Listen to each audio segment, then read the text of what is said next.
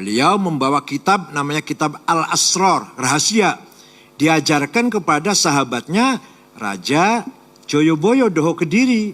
Diterjemahkan, jadilah Ramalan Joyoboyo.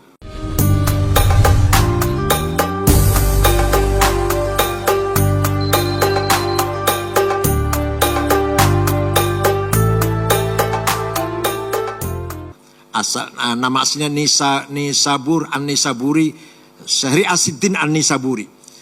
Datang kemari berkenalan dengan Ratu Sima, ratu yang terkenal adil dari kerajaan Kalingga, di mana di Jepara. Beliau membawa kitab namanya kitab Al-Asrar, rahasia. Diajarkan kepada sahabatnya Raja Joyoboyo Doho Kediri. Diterjemahkan, jadilah Ramalan Joyoboyo. Padahal itu kitab Arab aslinya Kitabul Asrar, kitab rahasia yang dibawa Syekh Wasil. Percaya silakan, nggak apa-apa, ini namanya kita kembali ke sejarah. Itu sebelum Wali Songo. Ada lagi tahun 1410, ulama dari Cina, dari Tiongkok datang, namanya Syekh Hasanuddin di Rengas Dengklok, Kerawang, mengajarkan Quran, suaranya enak, maka disebut Qori, disebut Syekh Quro. Rengas Dengklok, Kerawang. Raja Siliwangi Kuncaningrat mendengar ada agama baru, marah besar, berangkatlah dari selatan, dari Bogor barangkali, menuju Kerawang. Sampai di sana mau saya bunuh itu. Apa ini, agama apa ini? Sampai di sana ada santrinya Syekh Quro sedang belajar baca Quran, kutilang, kuning tinggi langsing. Seperti Mbak Azza barangkali ya. Terima kasih Kiai. Kapan lagi dipuji? Namanya Subang Larang namanya. Raja Siliwangi jangankan mau membunuh, malah klepek-klepek. Jatuh cinta langsung. Mas, ya silakan kalau kamu ingin mengawin murid saya, tapi syaratnya masuk Islam. Udah masuk Islam. Ada mas kawinnya, apa? Tasbih. Di mana? Sudah saya cari tasbih. Gak ada di sini, adanya di Mekah. Saya terbang ke sana. Ini dongengnya begitu dongengnya. Nah dia mau terbang, hong. Biasanya terbang kalau hong itu biasanya. Macet. Sekali lagi, hong. Gak terbang. Sekali lagi, hong. Macet juga. Nah kata Syekh Quro, kalau mau terbang, baca Bismillahirrahmanirrahim. Hong, hongnya dibaca loh. Bismillah dibaca, hong dibaca. Ringkas cerita, dia terbang, datang bawa tasbih. Terjadi pernikahan antara Raja Siliwangi dengan Subang Larang. Nanti punya anak, ini konon katanya Islamnya kurang serius si raja ini. Atau bahkan ada yang mengatakan murtad. Hanya karena ingin ngawin Subang Larang saja. Tapi nanti punya putra Syekh Rahmatullah atau Prabu Kian Santang yang kuburnya di Godog, Garut itu. Itu akan mengislamkan seluruh Jawa Barat. Kecuali Patih Pucukumun dengan pengikutnya suku Baduy di Malimping. Agamanya tetap Karuhunan Sunda Wiwitan.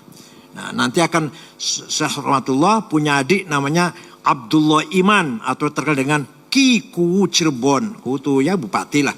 Nanti punya adik lagi perempuan namanya Rara Santang atau Syarifah Mudaim. Dinikah oleh seorang Habib dari India namanya Abdullah Abdmat Khan. Punya anak siapa Pak? Sunan Gunung Jati. Jadi Sunan Gunung Jati itu dari ibu cucu Prabu Siliwangi. Dari bapak Habib dari India turunan Gujarat. Namanya Abdullah Admat. Cerita begini sulit tuh, dikira gampang apa? Dikira baru baca kemarin apa? Itu kok bisa tahu semua ya Bu ya, hebat ya, luar biasa ya ilmunya. Jadi, subhanallah. Nah, datang Islam kemari, mohon maaf, ini bukan saya merendahkan agama lain. Agama Hindu kan berkasta-kasta. Brahma, Satria, Sudra, Veria, Waisa. Nah, masalah agama hanya Brahma, yang lain gak usah tahu lah. Orang kecil gak usah tahu. Ini ikut aja. Tidak boleh baca kitab suci. Waisa, Varia ini, Sudra ini. Agama Islam datang. Semua orang Islam harus bisa baca Quran. Walaupun minimal Al-Fatihah harus bisa. Jadi mereka kaget. Seumur-umur baru boleh baca kitab suci kalamnya Tuhan. Kalau masuk Islam. Kalau nggak masuk Islam sampai kiamat kurang 2 hari. Nggak mungkin baca kitab suci Tuhan. Itu yang menarik. Kemudian bahasa Jawa, mohon maaf bahasa Jawa. Jawa Pak? Saya Jawa. Ini. Saya Sumatera Pak. Beda dikit. Bahasa Jawa ada ingsun, aku. Itu ingsun gak boleh orang kecil Sudra, Varia, Waisa mengatakan ingsun, menggunakan ingsun. Itu raja itu ingsun. Kalau orang kecil itu kaulo alit, budak kecil. Sampean dalam. Debu yang ada di kakimu. Saya ini debu yang ada di kakimu. Kalau salaman gak boleh tangan. Dengkul yang dicium. Sampai sekarang masih. Hamkubono itu kalau rakyat salaman dengkul yang salamannya bukan tangan. Sampai sekarang. Datang agama Islam. Orang kecil gak boleh ngomong ingsun tadi itu. Datang agama Islam. Atau para wali songo terutama. Ngajarin gini. Nawaitul wudu'a, niat sholat, niat sopo ingsun ambil air wudu. Usolli fardhu zuhri, niat sholat ingsun sholat zuhur. Tujuh orang Jawa kaget. Boleh mengucapkan ingsun, boleh menggunakan kata ingsun kalau masuk Islam. Kalau nggak masuk Islam jangan harap bisa ngomong ingsun. Kaulo alit, alah budak kecil.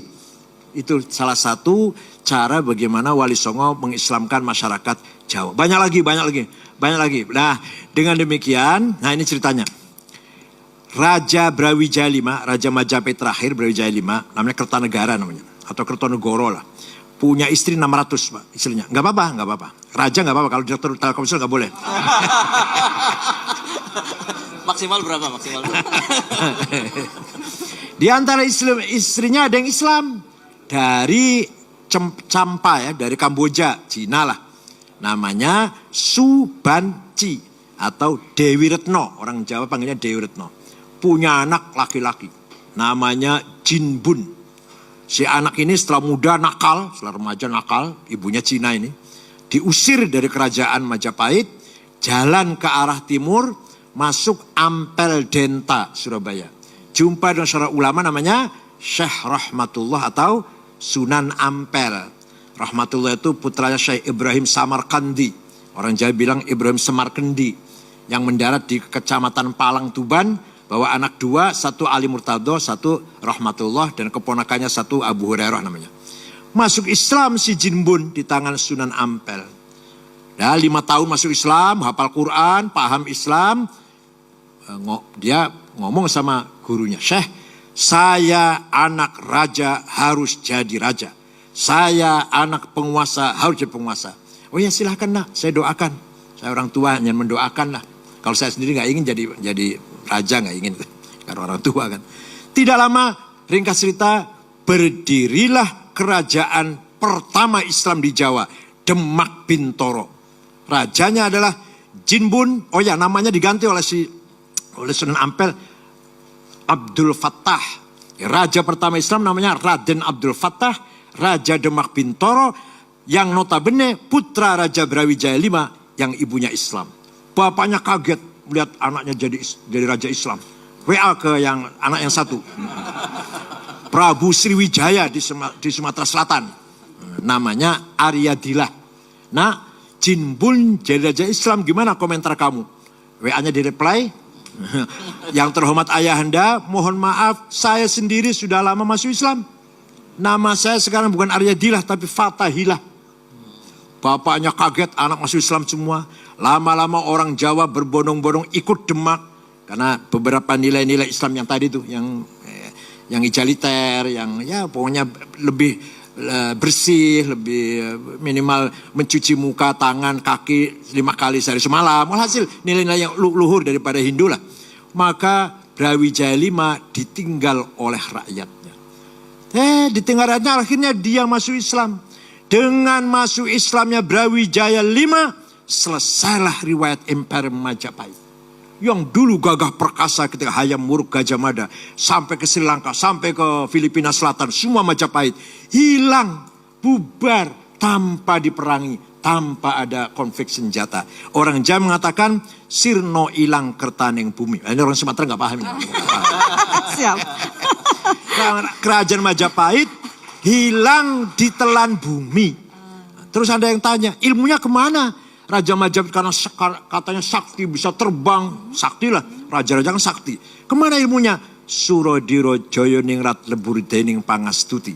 Kehebatan keningratan orang Jawa kalah oleh jampinya santri, doanya santri, mantra-mantranya santri. Santri dulu tapi. Santri kalau dulu. santri sekarang doanya drobos.